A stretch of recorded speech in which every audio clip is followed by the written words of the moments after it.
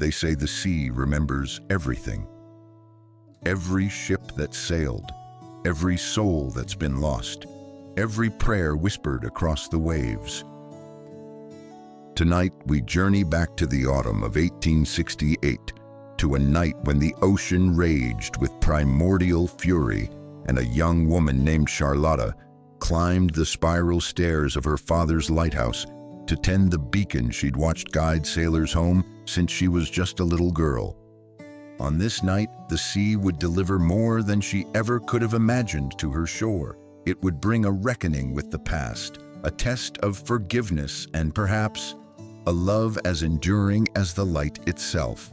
So settle back, close your eyes, and let the wave of words carry you to Settlers Seal Light, where some storms bring destruction and others bring exactly what we need.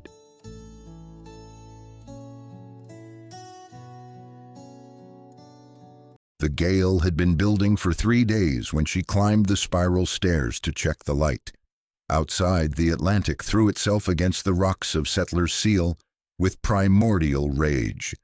At 24, Charlotta had weathered dozens of storms, but what was it about this one? Was it the way the gulls had fled inland? The green tinge to yesterday's sunset?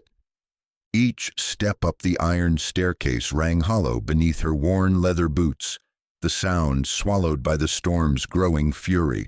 Her whale oil lamp cast shadows on the curved brick walls, and she paused halfway to steady herself against a violent gust that made the whole tower groan.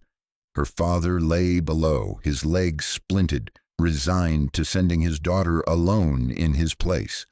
The lighthouse had been his domain for 23 years, since before she could walk. Now, for the first time, it was hers alone to tend, and the Atlantic was testing her resolve. Check the oil, trim the wick, clean the lens, wind the clockwork, never let it fail. Her father's litany echoed in her memory as she wound the weight mechanism that kept the lens rotating. She'd been 12 when he'd first brought her up here during a nor'easter, her small hand in his massive one, teaching her that fear was a luxury lighthouse keepers couldn't afford. "The ships depend on us, Lottie," he'd said, his weathered hands guiding hers through the ritual.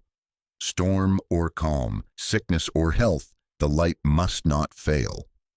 A violent gust, stronger than the rest, slammed against the tower. Somewhere below, she heard glass shatter. Charlotta rushed to secure the storm shutters on the windward side, her fingers already numb in the October cold. This was no ordinary storm. She descended carefully, steadying against the iron rail as the tower swayed. The motion was slight but unmistakable, and it sent a chill down her spine.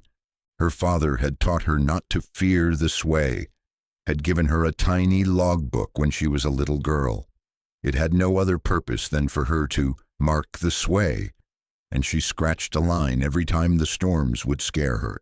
Proof, according to her father, that she had no need to worry, because after every mark, they'd been safe.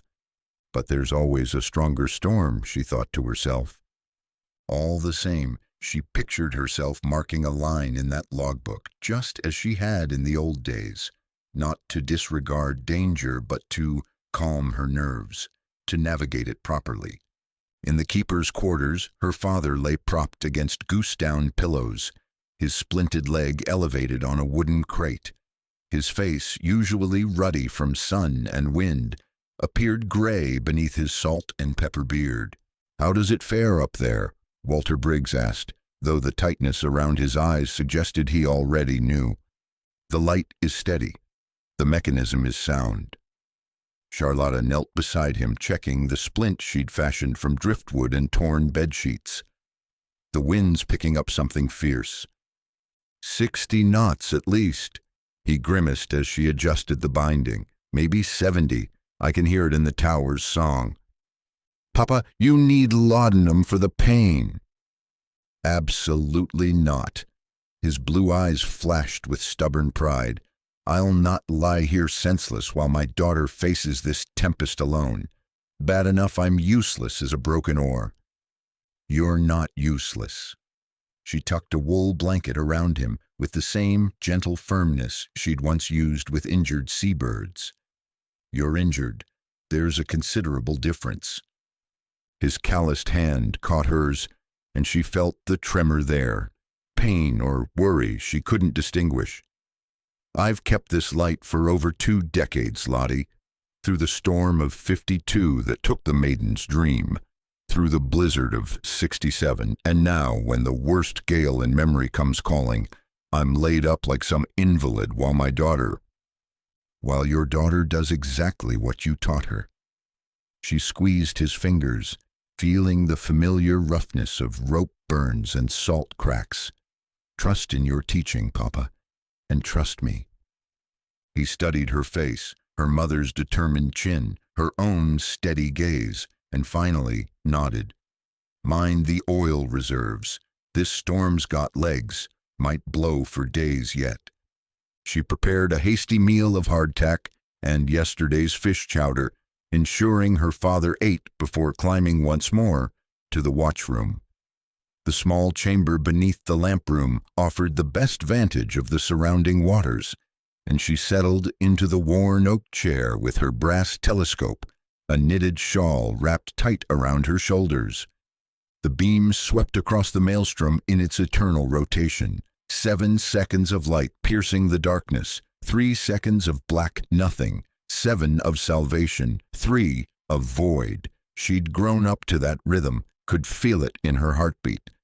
Through the telescope she scanned the waters methodically, though visibility decreased, assaulted by relentless rain. The storm was showing its teeth now. Waves crashed against Settlers Seal Lighthouse's foundations, and she fancied she felt the heft of them in her bones. She saw it then, when a streak of lightning split the sky. Debris in the water, perhaps 2 miles out, just beyond Coffin Shoals. Broken planking, a shattered mainmast still tangled in its rigging, canvas torn to ribbons, flapping like surrender flags. Her heart hammered against her ribs as she waited for the next lightning flash. It confirmed her fears when it came. A ship had struck the outer ledges, a full-rigged ship by the look of her remains.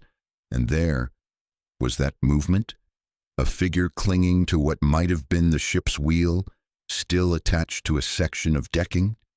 The telescope slipped in her suddenly sweaty palms. Someone was alive out there. Someone was drowning in those murderous seas while she sat warm and dry in her tower. The light comes first. Always. Her father had made that very clear, but her father hadn't seen what she now saw, a human form dark against the foam, raising one arm in desperate supplication as another wave buried him in tons of freezing water. The figure raised his arm again, weaker this time, before another wave swallowed him whole. Charlotta didn't think, she acted. Rope, life ring, oilskin, down the cliff path into the screaming wind. The water hit like a wall of ice, but she reached him and then somehow dragged them both back through the surge. By the time she hauled him through the lighthouse door, her lungs burned and he was barely breathing. But they survived, this far anyway. She pulled him to the stove and began stripping his clothes. Fine wool coat, silk vest, clothes that cost more than her father saw in a season. Everything about him whispered money and privilege. She wrapped him in blankets, stoked the fire hot. Her hands moved by habit, warming bottles, checking his pulse. She'd done this for half-frozen fishermen before, but something about this man tugged at memory. Those hands, that heavy gold ring. She'd seen hands like these before, holding papers. She was rubbing circulation back into his arms when his eyes opened, brown, flecked with gold, clouded with confusion. The ship. His voice came ragged but cultured. That accent, Portland money. My crew. Her hands went still. She knew that voice, had heard it only once 5 years past, calm and reasonable as it explained why her father's fishing fleet, 6 good boats their safety net, Her dowry was worth so little in a buyer's market. Gone. She forced the word past her tight throat. You're safe. She helped him sip brandy-laced tea, her mind spinning. Marcus Webb, the shipping prince who'd appeared like a vulture when her mother lay dying, when her father would sign anything for one more chance at Boston Doctors. He studied her face over the cup's rim. She saw no recognition there. Why would there be?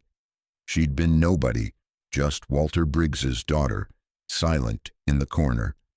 Thank you, he whispered. I owe you my life. May I know your name? Charlotta Briggs. She watched his face. Walter Briggs' daughter. Confusion, then dawning realization, and was that shame in his eyes now? Briggs, his voice caught. The boats, Portuguese Joe, Mary Catherine, the others. He named them like a rosary of guilt. Your father needed... The cup shook in his hands. Christ, you're his daughter. The daughter whose future you bought for 30 cents on the dollar. The words scraped out harder than she intended. He struggled upright, fell back with a gasp. Miss Briggs, that wasn't your father approached me. With my mother dying, with doctors demanding advance payment, she stood, her legs unsteady, with nowhere else to turn. I'm sorry, barely audible now. It was business. She didn't speak for a moment, only looked down at him, shivering, hollowed out, nothing like the composed man who'd counted out bills while her father wept. Those boats fed 6 families. His eyes closed. I didn't know about your mother, that she died. 2 weeks after you took our boats. The money wasn't enough. It was never going to be enough. The truth hung raw between them. She thought of her father upstairs, leg broken from trying to secure storm shutters, still tending his light after losing everything else, diminished but enduring, like a lighthouse itself, standing firm while waves took everything around it. And here lay the wave that had taken the most. I need to check the light, she said, and Charlotta, Miss Briggs, please. But she was already climbing, fleeing up iron steps from the catastrophe of this moment. She gripped the cold rail. Below, the scavenger who'd scarfed up the remains of their fortune lay resting, wrapped in their blankets. 5 years ago, she'd imagined confronting Marcus Webb, had rehearsed the words she'd say, but she'd never imagined this. What do I do now? She thought as she drifted into sleep. What do I tell Papa? The screaming wind hadn't woken her. It was the thrashing of her patient. Charlotta sat up from her makeshift bed by the stove, instantly alert. The kitchen clock showed 2 in the morning, and Marcus Webb writhed on his pallet near the hearth, tangled in quilts and caught in some private torment. Danny, hard to starboard. His voice came raw, desperate. The cultured Portland accent had vanished, replaced by the bark of command. Thompson, secure that line. She knelt beside him, pressing her palm to his forehead. Burning. His skin radiated fever heat, clothes soaked through with perspiration. She'd seen this before in half-drowned fishermen. The body's delayed revolt against near death in icy water. Working quickly, she fetched her mother's medicine box. The seawater she'd drawn earlier would serve for compresses. Her hands moved with practiced efficiency, wringing cold cloths, placing them against his burning skin. Still he thrashed, calling names into the darkness. His hand shot out, gripping her wrist with surprising strength. Margaret, is that... I'm sorry. The baby. Charlotta went still. Margaret, the brass ring on his finger, a wedding band. She hadn't considered that he might have people waiting, worrying. Rest easy, she murmured, not correcting his mistake. Let him find what comfort he could in his delirium. Should have... The doctors said... Too late. His voice broke. Our daughter Margaret, I failed her. Failed you both. His grip tightened, desperate. Forgive me. Margaret, please, say you forgive me. She was unable to resist that desperate plea. I forgive you. Her voice was little more than a whisper, but he must have heard, for after one more low and desolate moan, he stilled. She extracted her wrist gently, mixed willow bark tea with hands that trembled slightly. Through the remaining dark hours, she tended him, applied fresh compresses, spooned tea between his lips, listened from time to time to his fevered ramblings about ships and storms. He did not mention his wife or daughter again. By the time the gray gloom of dawn crept through the kitchen window, the fever had broken. As Marcus slept, Charlotta climbed the spiral stairs on legs that felt weighted with lead. She found Walter awake, propped against his pillows, trying to peer through the rain-lashed window. Lottie? The light held? Aye, Papa. She sank onto the wooden stool beside his bed. The mechanisms running true. Good girl. He studied her face with those sharp blue eyes that missed nothing. You look done in. What's happened? No easy way to say it. There was a wreck on Coffin Shoals, one survivor. Who? His weathered hands tightened on the quilt, but his voice stayed carefully level. Marcus Webb. The silence stretched between them, heavy as the storm air. Walter's jaw muscle worked, but when he spoke, his tone remained controlled. I see. That was all. No explosion, no cursing, just those two flat words. Papa, where is he now? Kitchen floor. He's taken fever. I couldn't let him. No, he said. You couldn't. The words came out resigned, final. You did right. She had steeled herself for his fury. This quiet acceptance unsettled her more than his ire would have. The sea gives and takes by its own reckoning, Lottie. We don't question its choices. But Papa, after what he did to us, see to the light. He cut her off, then gentler. And see to him. That's what we do here. That's who we are. She rose to go, confused by his restraint. At the door, his voice stopped her. Lottie, the past is more complex than you know. There are... He stopped, then began again. There are things I've not told you. He sounded tired, weak somehow. Before she could ask what he meant, he'd turned his face back to the window, ending the conversation. By 9 o'clock, the kitchen smelled of porridge and strong coffee. Charlotta stood at the stove, stirring mechanically, bone-tired but unable to rest. The floor creaked behind her. Marcus stood in the doorway, one hand braced against the frame, still pale but upright. You should be abed. She didn't turn around. I can stir. He moved carefully into the room, each step measured. You need rest, too. I'm perfectly capable of... But he was already beside her, reaching for the wooden spoon. His hands shook, fever weakness, and she thought he might drop it, might stumble, but he caught himself on the table edge. Allow me. His voice carried a thread of desperation. Please, I need to be useful. She stepped back, watching as he took over the simple task. His movements were practiced despite the tremor. A man who knew his way around a ship's galley, perhaps. Coffee? He asked, already reaching for the pot. She watched him work, adding molasses without asking, brewing it dark and sweet. When he offered her the cup, she took it automatically, careful their fingers didn't touch. She sipped the coffee, surprised by how good it was. How strange this felt, sharing morning tasks with the man she'd resented for so long. The storm had been building again all morning, wind howling like a living thing, rain driving horizontal. The whole tower seemed to shudder when a tremendous crash echoed from above. Charlotta raced up the stairs, Marcus following closely. In the lamp room, wind shrieked through a gap where the storm shutter's iron bracket had snapped clean away. Rain drove in sheets through the opening, already pooling dangerously near the lamp. The light stood exposed. "Get back!" she shouted over the wind, but Marcus was already assessing the damage with a seaman's eye.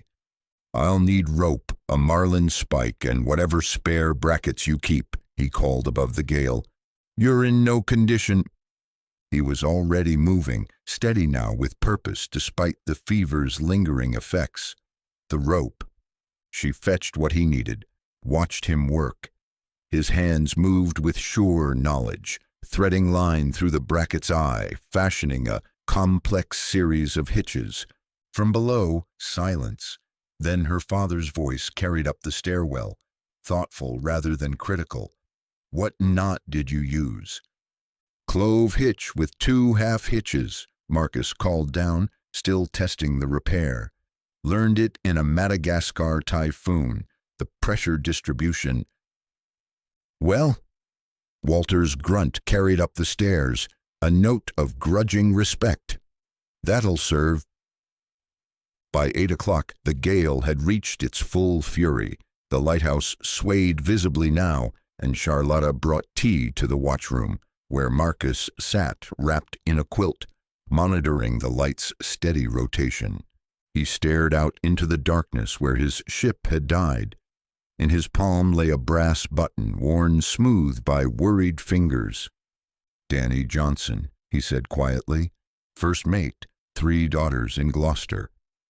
She set the tea beside him, uncertain whether to stay or go. Young Thompson was 17, first voyage. His fingers closed around the button. Wanted to see whales. Spent his advance pay on a sketchbook. The tremor was back in his hands, but not from fever now. 22 souls. I know all their names, their families. He looked up then, brown eyes bright with unshed tears. The captain's meant to go down with the ship, not his whole crew while he yet lives. I couldn't reach them all. The water was so cold, and they were scattered in the dark, and I... His voice caught, raw with grief. A tear tracked down his cheek, followed by another. His shoulders began to shake. Danny loved to sing, he managed, voice thick with grief. Knew every shanty from here to the Horn, had a voice that could make the hardest sailor weep for home. His girls, they'll be waiting at the dock when the news comes. Little Sarah, she's only 6. The sob that escaped him was wrenched from somewhere deep. Charlotta reached out, unable to sit idly by in the face of such grief.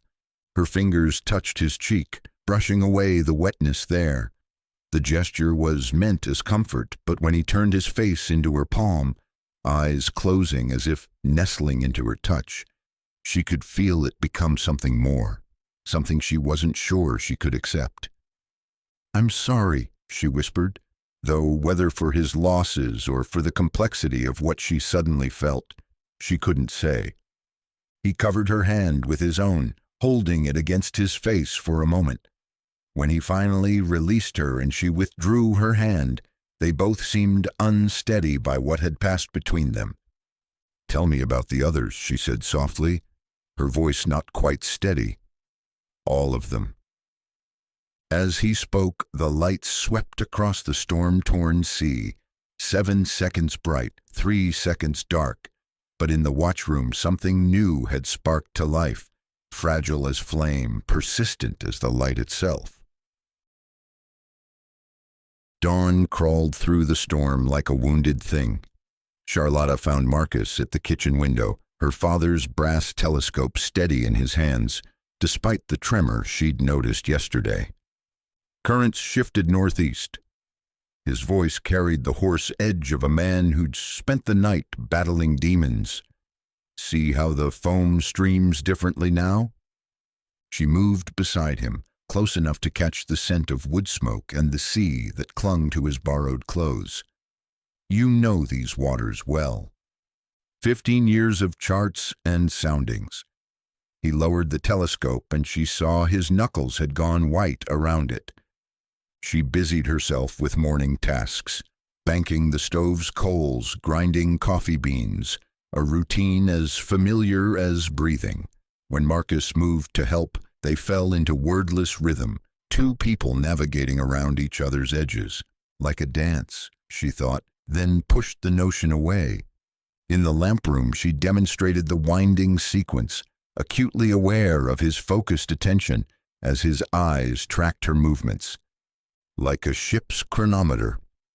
He studied the massive gears with appreciation. His fingers hovered near the mechanism. "May I?" She stepped back, watching him work. His movements showed surprising delicacy for such large hands. When the weights were set, he checked the rotation against his pocket watch. A gold piece she noticed had stopped at 11:47. "The moment she struck," he said quietly. "Salt water killed it, but I can't seem to." He trailed off, thumb rubbing the watch face. The afternoon brought a brief lull. Charlotta retreated to the parlor to mend a torn signal flag while Marcus dozed fitfully by the stove. She'd barely begun when he appeared in the doorway, drawn by her unconscious humming. She grew silent, flushing slightly. "Please don't stop." The words came rough. Margaret used to hum while she worked. Irish tunes her grandmother taught her. Charlotta resumed the melody, an old sea shanty about sailors and storms. Marcus sank into her father's wingback chair, and her heart ached when she saw the weight of his grief. "Tell me about her," she said softly, the song having reached its end. His hands clenched, relaxed. "We had 5 years. She died bringing our daughter into the world. The baby lived 3 hours. His voice went hollow. "I held her, so tiny, fitting in my palms. Martha." That's what we were going to call her. The needle stilled in Charlotta's hands. She didn't mention that first night. She didn't think he remembered. After that, nothing mattered except work. More ships, more routes, more acquisitions. The word came bitter, as if I could fill the hole they left with ledgers and contracts. "Is that what we were? Another acquisition?" He flinched as if she'd struck him. "No, yes, Christ, I don't know anymore." He leaned forward, elbows on knees, face buried in his hands. "Your father came to me desperate, offering everything for half its worth. I saw opportunity where I should have seen..." "Seen what?" "You. Standing in the doorway while we signed papers, silent as stone but your eyes." He looked up then, like looking at a lighthouse in a storm, steady, judging, making me feel every inch the vulture I was. Before she could respond, Walter's voice carried from upstairs, urgent and strained. "Lottie, the oil, check the reserve levels." She rose reluctantly, the moment broken. "I should go." Marcus caught her wrist gently. "Charlotta, what I did to your family, it haunts me." She looked down at his hand, felt the calluses from years at sea. She looked into his eyes then, and for a moment she yearned to forgive him for her own sake, as she had for his wife's. In the end, she simply pulled away. By evening, the storm picked up again. The foghorn's housing had worked loose in the wind, its mournful cry now a banshee shriek that set all their teeth on edge. "We have to secure it," Charlotta shouted over the gale. "If it tears free..." "The light, I know." Marcus was already reaching for oilskins. The housing hung by 2 bolts, metal screaming against metal. She held it steady while he threaded new bolts, their bodies necessarily close. A tremendous gust struck. The gallery tilted, or seemed to, and Charlotta's boots slipped on the wet iron. Marcus's arm went around her waist, hauling her against him. For a suspended moment they stood pressed together, her back to his chest, his breath warm against her ear despite the frigid wind. "I've got you," he said roughly, and she felt the words rumble through his chest. They secured the housing and stumbled inside, soaked to the skin. In the lamp room they stood dripping. She was suddenly aware of how her wet clothes clung, how her hair had come loose from its pins. Water pooled at their feet, and she shivered violently.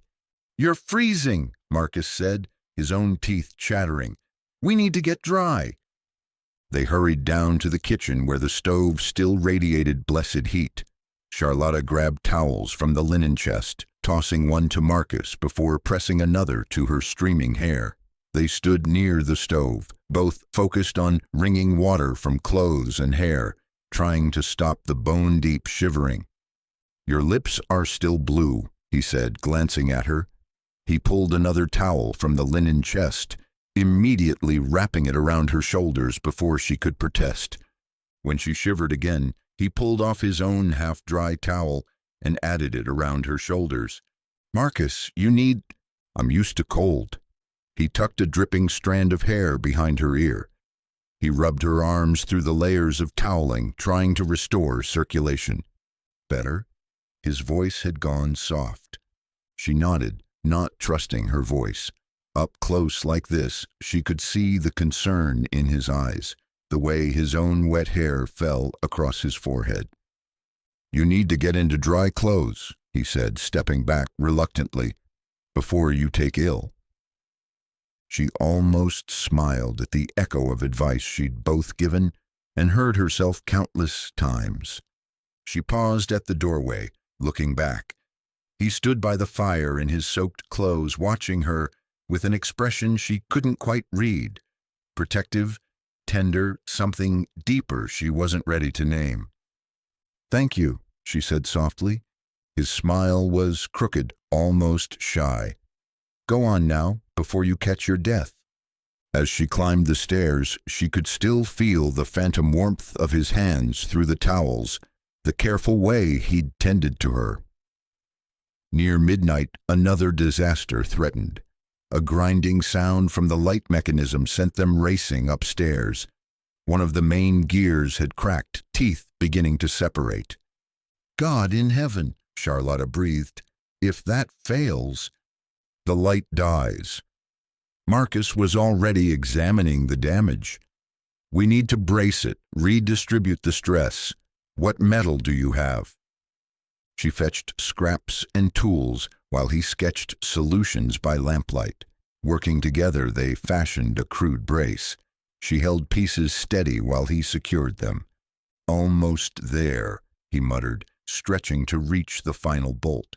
The position brought him close, his chest pressed against her shoulder. She could smell salt and sweat and something uniquely him. The lighthouse beam swept past. A muscle worked in his jaw as he fought the stubborn bolt. She shifted to give him better leverage, and his free hand came to rest on her waist, steadying them both. "Almost have it now." "There," he breathed, the words warm against her ear. The bolt caught with a satisfying click. The gear resumed its steady revolution, the grinding noise replaced by smooth mechanical whispers. For a heartbeat, neither moved. Then slowly, carefully, they drew back just enough to face each other.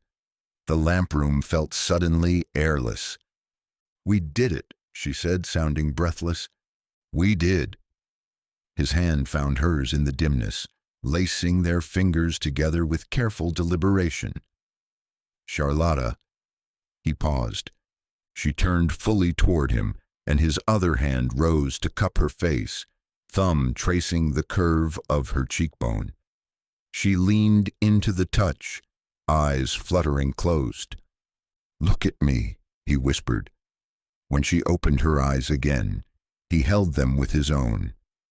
Slowly, his thumb continued its gentle stroking. There was tenderness in his eyes and something deeper that made her knees weak. "I've wanted—" He swallowed, started again. "I'm not going to play fair anymore." He gave her a crooked smile. "Instead of waiting to kiss you until you forgive me."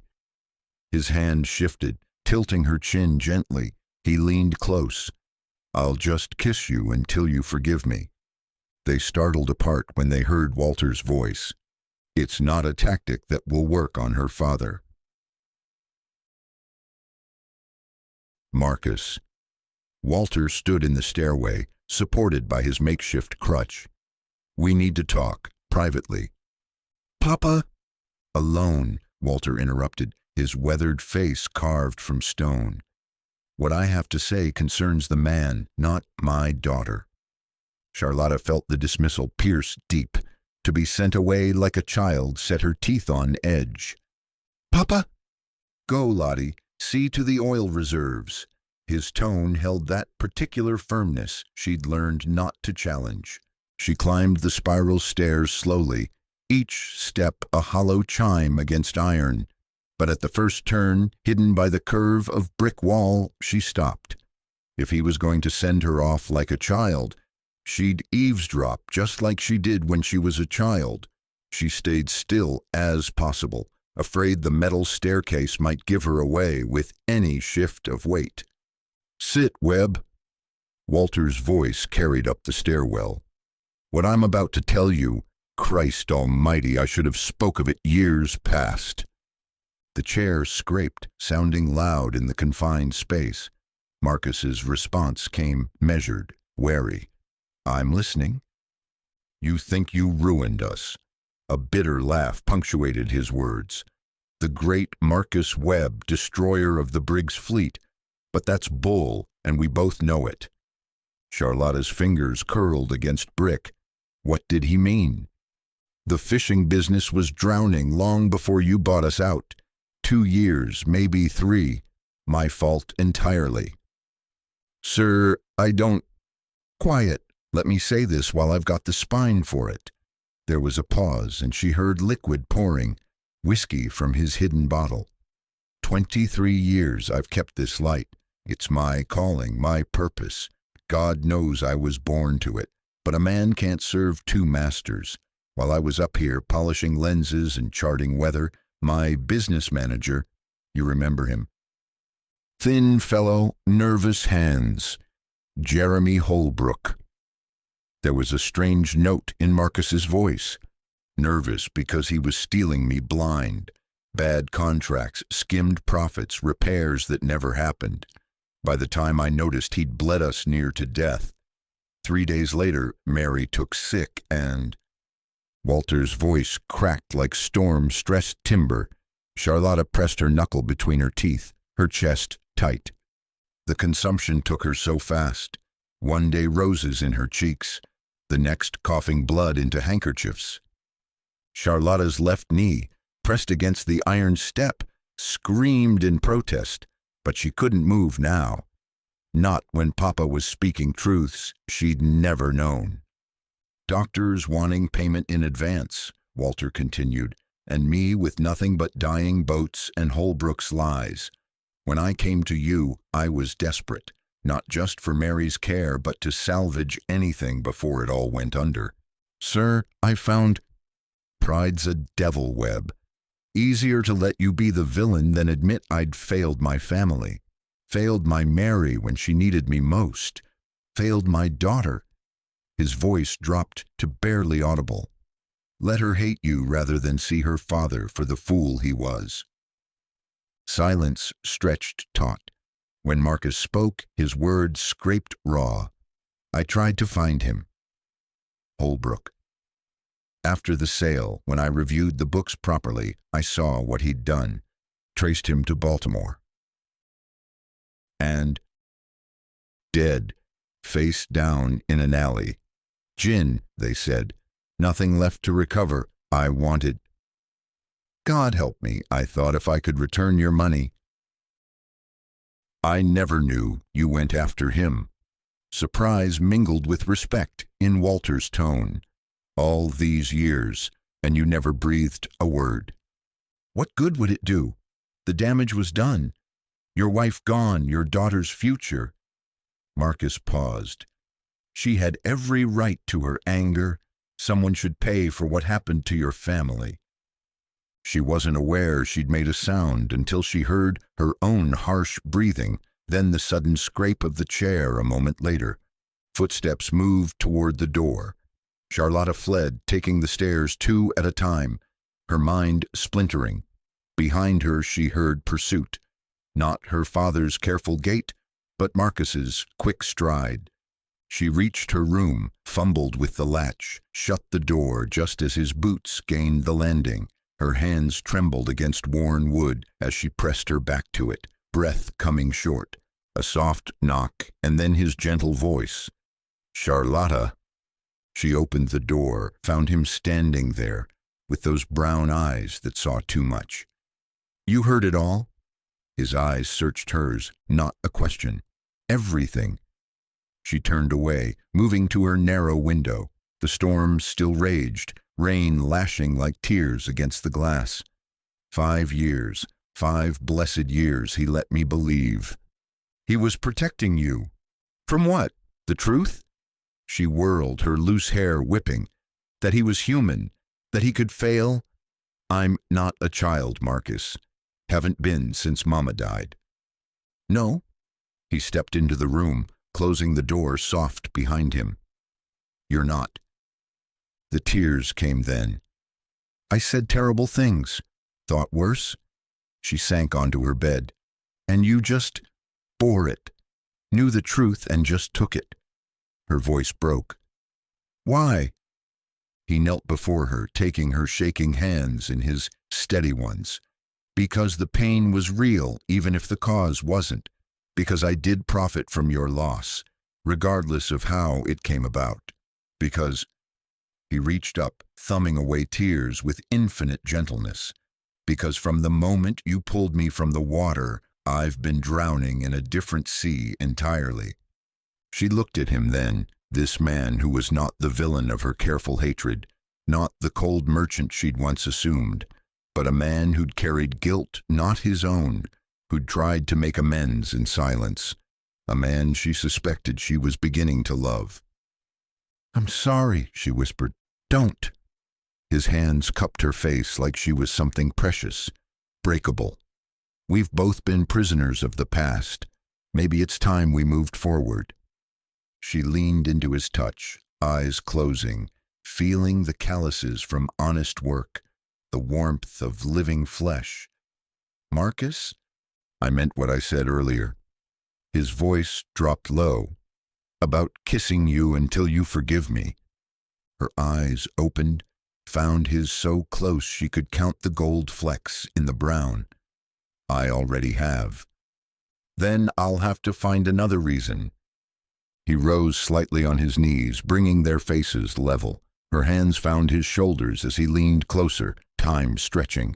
Their lips met, soft and deep. She tasted salt, tears, or the sea. She couldn't tell, didn't care. His fingers threaded through her unbound hair, and she pressed closer, her heart racing against his chest. When they finally pulled apart, both breathing unsteadily, he smoothed the tear tracks from her face, before giving her one last soft kiss. They descended the stairs hand in hand, pausing at the bottom to compose themselves. Marcus gently straightened her hair before they entered the kitchen. The room glowed warm with lamplight.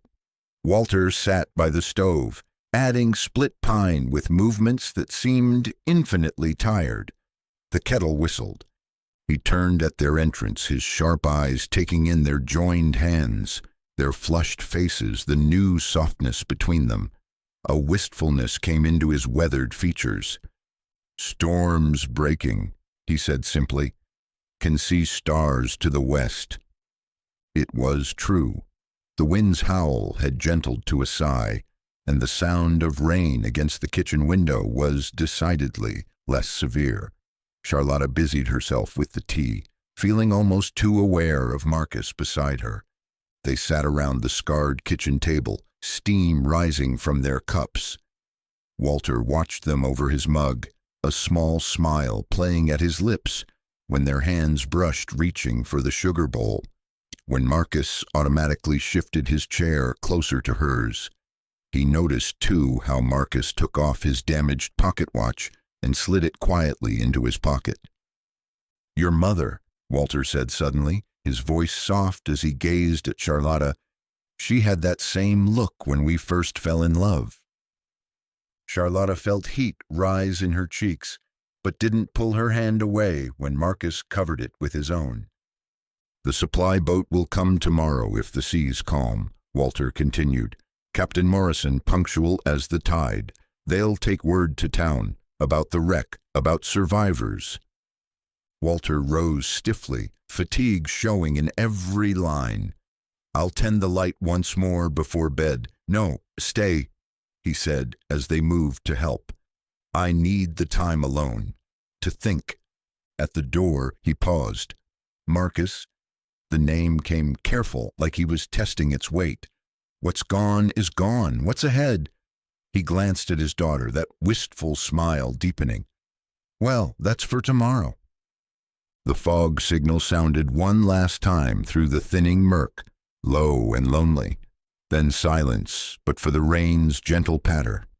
They sat quietly together, Marcus tracing circles on her palm. Outside, the lighthouse beam swept across the sea, steady as love itself. Charlotta marked the morning reading in the logbook.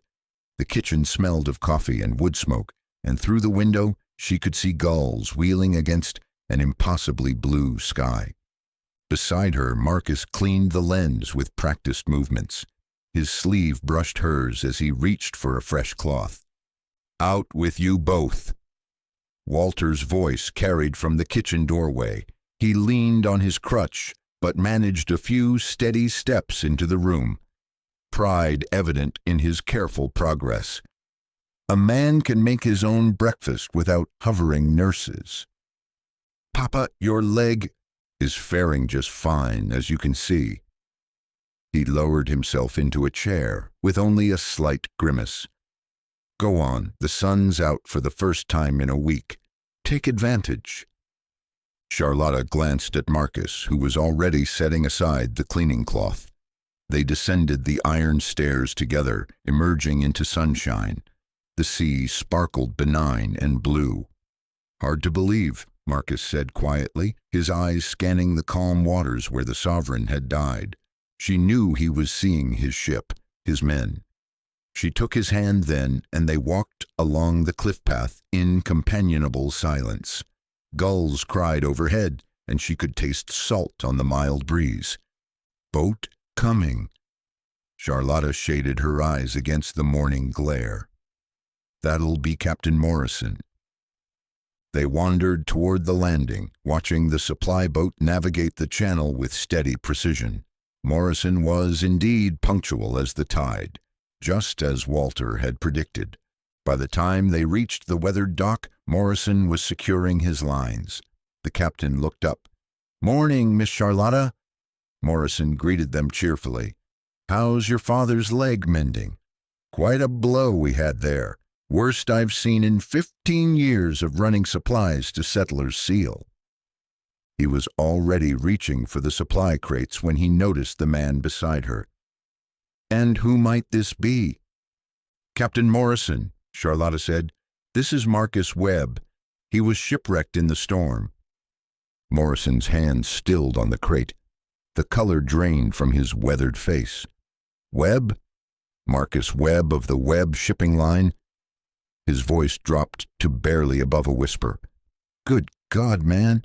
The paper said the Sovereign was lost with all hands. All but me. Marcus's voice carried the weight of his grief. 22 souls, Morrison. The Sovereign went down on Coffin Shoals. Morrison's cap came off, clutched to his chest. Behind him, 2 dock workers who'd come to help unload supplies also stopped, silent and somber as they took in the news. Coffin Shoals had earned its name long ago and reclaimed it many times since. Morrison's gaze shifted between them, taking in their joined hands, understanding dawning in his weather-creased face. Will you be returning to Portland then? I can make room. Marcus's fingers tightened on Charlotta's. I'll be staying on while Mr. Briggs recovers. The families, I'll need time to settle things as they deserve. Morrison nodded slowly, and he and the crew returned to their unloading. That evening they sat in the parlor, as had become their custom. The fire crackled in the grate, casting dancing shadows. Walter had retired unusually early, pausing at the door to give a gentle good night as he looked at each of them in turn, a gentle twinkle in his eyes. Charlotta had her volume of Tennyson open but hadn't turned a page in 10 minutes. Marcus had spread maritime charts across his lap, but his eyes stayed fixed on the flames. The clock ticked. The fire settled. "Will you miss it?" Charlotta asked. "The ships, the business empire, that whole life?" Marcus was quiet long enough that she wondered if he'd heard. When he finally spoke, his voice was thoughtful. "I built that empire trying to fill an emptiness. After Margaret and the baby." He stopped, gathered himself. More ships, more routes, more profit. He rose and held out his hand, bringing her gently to her feet with a playful tug that sent her stumbling into his embrace. She smiled at the spark of mischief in his eyes, and he gave her a slow, tender smile in return. "I haven't lost by staying, Charlotta. I haven't lost anything." He cupped her face in his hands, thumbs tracing her cheekbones. "My home is where you are, whether that's here at the lighthouse or in Portland or at the ends of the earth." She laughed, the sound bright. "I don't think they need lighthouse keepers at the ends of the earth." "Then we'll stay right here." He drew her closer. "Where you pulled me from the dark." 15 months later, Marcus lifted his son into his arms, cradling the tiny body with a full heart. "Well now, young Master Webb," he whispered, unfastening the baby's gown. "Let's get you sorted before you wake your mama. Heaven knows she needs rest after what we've put her through." The baby gurgled, tiny fists waving. "True enough, little one. Mama was far more bothered by my fussing while she waited for your arrival, that she was the night of your birth." Marcus worked efficiently as he changed the baby, a skill quickly learned in these first precious weeks. He gave the tiny fellow a gentle tap on the nose. "Still," he began, "you'll need to own up to some of it." Baby Daniel blinked up at him, wide awake despite the hour. 9 months you tormented her," he continued his teasing tirade in a whisper. "Sick every morning till noon. Couldn't bear the smell of coffee, and me hovering over her every moment of the way." He fastened the fresh diaper, marveling again at his son's perfect fingers, the dark hair so like his own. He cuddled his tiny son, overcome by a fresh wave of love, of thankfulness. "God knows I was scared to death I'd lose you both." He paused a moment, just gazing down at the baby. "You have an older sister in heaven, you know, and I had a wife before I married your mama. She's in heaven, too." He bestowed a gentle kiss as the baby's face began to wrinkle, his father's usefulness wearing thin. "Did you know you called me by her name once that first night? You were delirious with fever, begging her to forgive you." His wife's voice was sleepy, and he looked over at her. He hadn't known she was awake. She smiled at him. "You should bring him here before he screams for his feeding." Marcus settled beside her, transferring their son to her waiting arms. He smoothed her hair back as she began nursing the baby. "I never want you to think you're just a replacement, Lottie." His voice was soft. Charlotta looked up into his eyes, love shining from her own. "Marcus, I've watched the grief in you change to healing with my own eyes." Her voice dropped lower. "I've watched you love me day by day as well. I've never doubted your love for me." She gave a gentle sigh as she looked back down at baby Daniel. "You did drive me near crazy with all your fretting while we waited for the baby to come," she teased. Marcus drew them both closer, his wife and son secure in the circle of his arms, the sea a whispered lullaby that surrounded them as the baby drifted into sleep. "But you made it through," Marcus murmured, pressing a kiss to her temple. "Safe and whole." His lips lingered, and she felt the tickle of his smile, both body and mind. She snuggled against him, listening to the rhythm of the waves against the foundations of the Settlers' Seal lighthouse. "The sea gives and takes by its own reckoning," she murmured, echoing words her father had spoken countless times. "And we don't question its gifts," Marcus finished softly. And so our tale comes to rest, finding safe harbor after a rough and lonely voyage. In the years that followed, Settlers' Seal light continued its faithful vigil, watching over the fishermen of the village and the great ships bound for distant ports. Some say if you visit that lighthouse today, you can still feel the presence of those who kept the light burning through countless storms. The brass fittings still gleam, polished by generations of careful hands. The beam still sweeps across the dark waters as constant as the tides themselves. For in the end, isn't that what love is?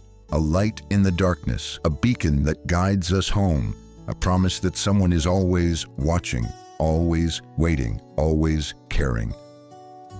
From all of us here, we thank you for joining us on this journey to Settlers' Seal. May your own light shine bright, and may you always find your way safely home. Good night, and God bless.